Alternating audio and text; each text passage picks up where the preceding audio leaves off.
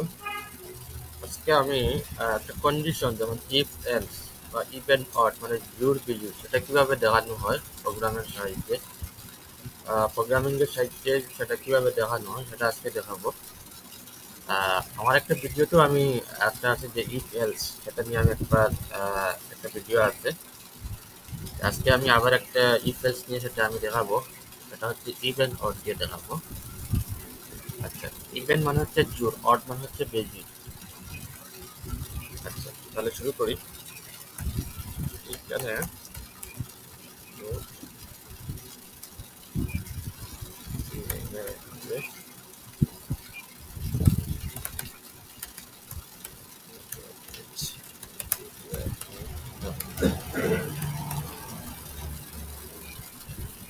এই জায়গায় আমি ইন্টিজার নাম্বার, ধরো আমি এখানে একটা 10 দিলাম, এই জায়গায় ধরো আমি আর দিলাম।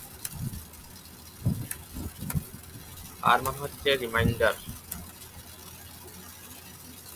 আর এই জায়গায় আমি বললাম যে আর এর মানটা হচ্ছে মানে রিমাইন্ডারের মানটা মানে 10কে যদি আমি 2 দ্বারা যদি ভাগ করি, রিমাইন্ডার মানে হচ্ছে অবশিষ্ট যেটা হবে, মানে 10কে আমি যদি 2 দ্বারা যদি ভাগ করি এটা ভাগ শেষ মানে অবশিষ্ট যেটা হবে সেটা হচ্ছে রিমাইন্ডারের মান, অবশিষ্ট যেটা থাকবে। আর আমি ইফ কন্ডিশন নিলাম, কন্ডিশন নিয়ে বললাম যে নাম্বারকে আমি 2 দ্বারা যদি ভাগ করি তখন কিন্তু 0 হবে। এটার মানেটা হচ্ছে যে যেমন আমি এখানে হচ্ছে নাম্বার হচ্ছে 10, 10কে যদি 2 দ্বারা যদি ভাগ করি তখন ভাগশেষ কত হবে? 0। তাহলে 0 হলে যে নাম্বারকে আমি যদি ভাগশেষ 0 হবে সেই নাম্বার হচ্ছে ইভেন নাম্বার। এখন যদি এইখানে 10 এর জায়গায় যদি 8 যদি থাকতো, 8কে যদি 2 দ্বারা যদি ভাগ করি তখন ভাগশেষ 0 হবে, তার মানে 8 হচ্ছে ইভেন নম্বর। এখন যদি 7কে 2 দ্বারা ভাগ করি তখন ভাগশেষ কিন্তু 0 হবে না, তার মানে 7টা হচ্ছে অড নাম্বার।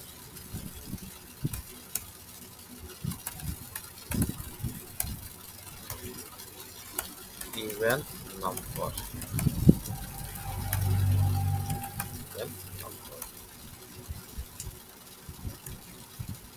আর এই জায়গায় আমি এলস নেব। এলস মানে হচ্ছে যখন কন্ডিশন সত্য হবে না তখন এলস ইউজ করা হয়, তখন প্রিন্টএফ অড নাম্বার হবে, অড নম্বর।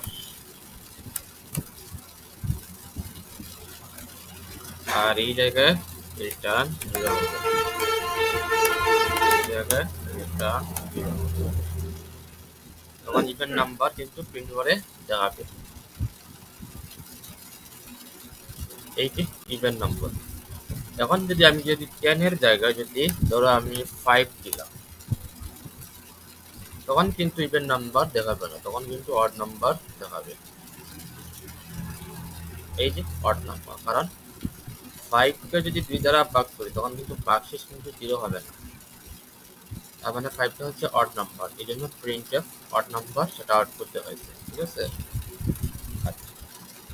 তাহলে ইভেন অড নাম্বার আশা করি বোঝাতে পারলাম। কারণ আমি আর একটা জিনিস দেখাবো, সেটা হচ্ছে ইফ এলস। ধরো এখানে নাম্বার ইকুয়ালিটি 5 থাকলো, এই জায়গায় আমি এটা কেটে দিব। আচ্ছা, এই জায়গায় আমি বললাম যে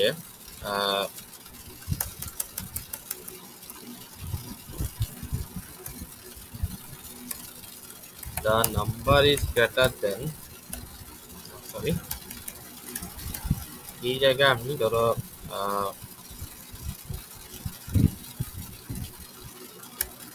ইন্টিজার n দিই, n মানে নাম্বার বুঝা।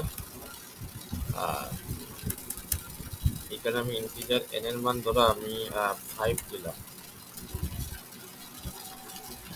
আর এই জায়গায় যে n থেকে মানে 0 থেকে n এর মানটা 0 থেকে বড় হবে, 0 থেকে বড় হলে সেটা পজিটিভ নাম্বার হবে, সেটা পজিটিভ নাম্বার হবে, positive number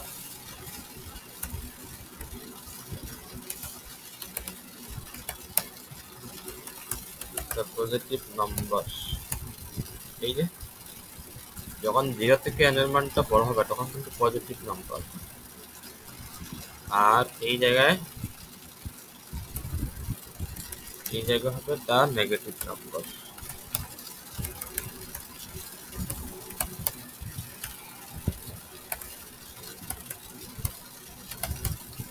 the negative number তখন কিন্তু পজিটিভ নাম্বারটা প্রিন্ট করে দেখাবে, কারণ কন্ডিশনটা সত্য। এই যে পজিটিভ নাম্বার। এখন আমি যদি এই জায়গায় যদি এলসিফ দিই, ধরান এলসিফ কিন্তু একটা কন্ডিশন। যখন এলসিফ যখন নিব তখন কিন্তু একটা কন্ডিশন দেওয়া লাগবে। কন্ডিশনটা হচ্ছে যে n থেকে 0 বড়, আর এখানে একটা সেমিকোলন দিব।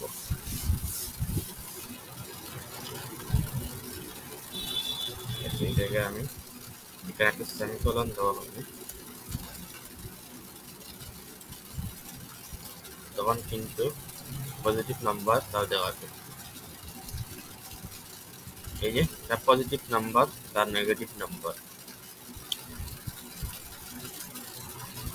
কারণটা হচ্ছে যে এই যে ইফ টা এটা হচ্ছে কন্ডিশন সত্য, তার মানে পজিটিভ নাম্বার। এলস ইফ মানে 0 বড়, n এর মানটা 0 বড়, তার নেগেটিভ নাম্বার। মানে এলস ইফটা ইফের মতো কাজ করে, এলস ইফটা ইফের মতো কাজ করে।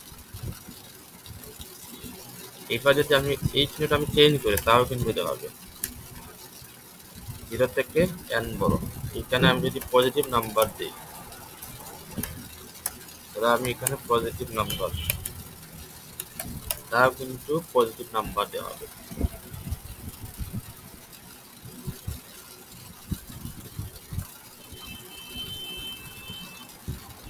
এই যে দ্য পজিটিভ নাম্বার। তাহলে আশা করি আমি বোঝাতে পারলাম যে ইফ এলস বা এলসিফ এটা কিভাবে কাজ করে। এলসিফ কিন্তু ইফের মতো কাজ করে, ইফ কিন্তু এলসিফ এর মতো একটা কন্ডিশন। তাহলে আজকে আমি দেখালাম এলসিফ এটা কিভাবে কাজ করে। তাহলে আজকে এই পর্যন্ত শেষ। আসসালামু আলাইকুম।